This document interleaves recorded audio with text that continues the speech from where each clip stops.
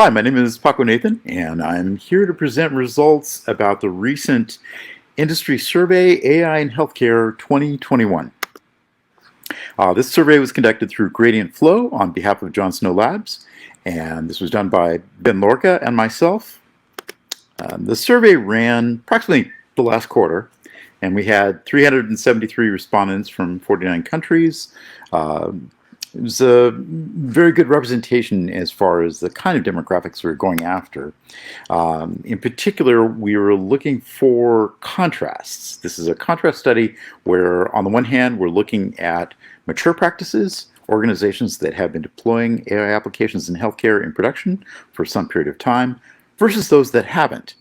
And similarly, looking at a contrast between technical leaders and the general respondents. And also looking at contrasts in terms of company size, geographic region, and other criteria. So, what we got back, definitely a lot of the Americas is represented, and then secondly, Asia Pacific, and then thirdly, EMEA. So we had almost half the respondents in technical roles, over a quarter are technical leaders, and we had 7% from healthcare professionals. That was actually more than we expected. As far as the maturity of organizations in deploying artificial intelligence, we had more than half that are AI practitioners, and that was versus 18% that are just exploring and 26% that aren't doing anything actively in this area yet. So that's good representation. Also, we see this kind of split across our other studies, very similarly, basically quarter 50, where we had 22% that were in enterprise, 20% in medium businesses, and then 58% in small or startup. So we wanted to probe and find out what are the current priorities, what kind of technologies are really on your radar. Number one, healthcare data integration. Number two, natural language. And then number three, a lot of the kinds of data analytics you'll be doing, sort of BI work with reports and dashboards. So we noted that half of all technical leaders are already working with these kinds of technologies, and a third indicated that their organizations will soon be working also with data annotation tools and data science platforms. Now, as far as the users that they're targeting, it's very interesting going after clinicians, going after healthcare providers, and also patients. And you see the breakdown, especially when you look at that contrast in terms of state of adoption. The mature organizations in this field are really targeting the clinicians and also the healthcare providers and the patients. We see similar things when we look at the technical leaders versus general respondents. And this is important later on for some of the conclusions we'll draw here. Over half of respondents from mature organizations indicated that 59%, were patients were also users of their AI technologies. Now, as far as the type of data going in, of course, this has a lot of bearing on what sort of technologies really apply. The top two are structured data and then text. Of course, there's also medical imaging, very big thing, telemetry coming in terms of time series, audio and video, etc. But we did see this, a special pronouncement on text, if you will. And certainly that's the case when you talk with the technical leaders in contrast to other roles. In terms of the type of software that's used, open source is very much leading. We also saw services from public cloud providers. The commercial software is not as much. Looking forward in near term, 1 to 2 year horizon, respondents are open to using commercial software, but it's just not there yet. And similarly, in terms of who is evaluating and monitoring your models that are being deployed, that's MLOps teams in-house. So we're definitely seeing where companies are picking up and getting much more serious about MLOps practices. They're relying on their own data, their own monitoring tools. Now, in terms of the criteria for how to evaluate those kind of tools or solutions, we had several different kinds of criteria applied. And what this comes back with is, priorities from the technical leaders that They can't be sharing data with software vendors. They must be able to train their own models. They're focused on state-of-the-art accuracy. They're focused on scalability for large data and production readiness. The latter part we heard many times. As far as SAS Solutions, the criteria there were, well, it's not really used as much. It could be, though, if there are healthcare-specific focus on models and algorithms, or if it just gets the overall solution closer to a production-ready code base in less time. As far as bringing in consultants from outside, this was interesting too. Basically, the feedback was, can't be sharing data and code. There's the privacy issues.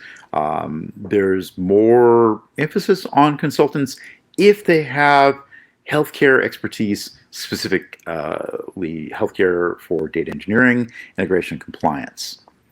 And again, another issue is how fast can we get from inception out to production? So faster time to market as a key performance indicator.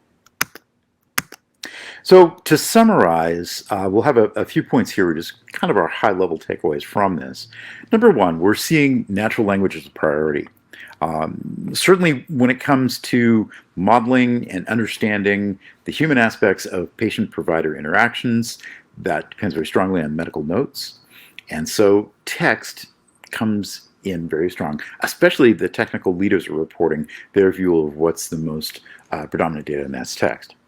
And there's been a lot of work, of course, in natural language, deep learning coming into natural language, embedded models and whatnot, transformers, all of that since late 2017. Certainly looking ahead, we expect that there'll be a lot of growth in terms of future AI initiatives of taking more and more advantage of natural language.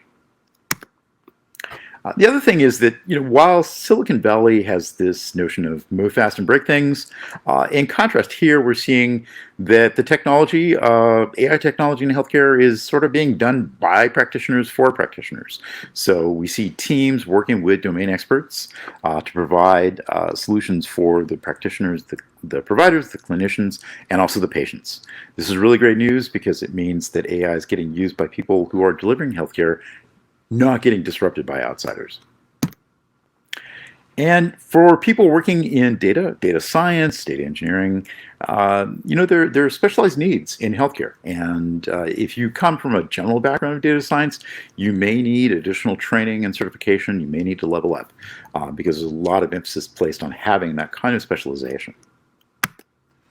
Also, a lot of code is being done in-house. There's much more of a priority on developing in-house, doing solutions that are healthcare specific, working on production-ready code.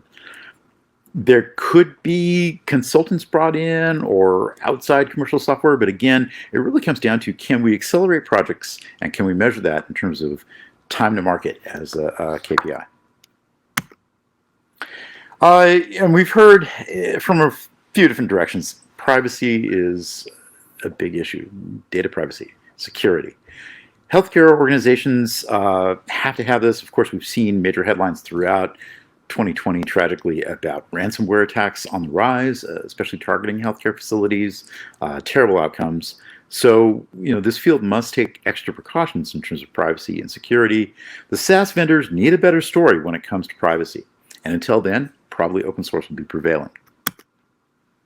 Another thing that we've learned out of 2020 in the pandemic is that, there's been this torrent of research being published about coronavirus, COVID and all. The people who need that the most, who really need to keep up to date with what's going on in the research, really it's the frontline workers, but they're the ones who are the most stressed also. They're already pushed to their physical limits. So there are a lot of great examples and, looking ahead, excellent opportunities for leveraging AI technology to summarize this torrent of information, bring it back down to human scale. And so this can be used in terms of summarizing research to put the latest results in front of the healthcare workers. It can also be used for aggregating across many, many hospitals, for instance, so that people working at a higher level of policy can understand sort of early warning systems. But a lot of AI applications in healthcare. Of course, responsible AI is also very much on our radar these days. Medical research has a long history of ethics with respect to data. It's harder to understand about fairness and bias because there's not as much open data that's available, but going forward, we expect a lot of emphasis in this area. All right, these slides are available online, and also the report is available for free download that's linked. And if you want to get a hold of me, thank you very much.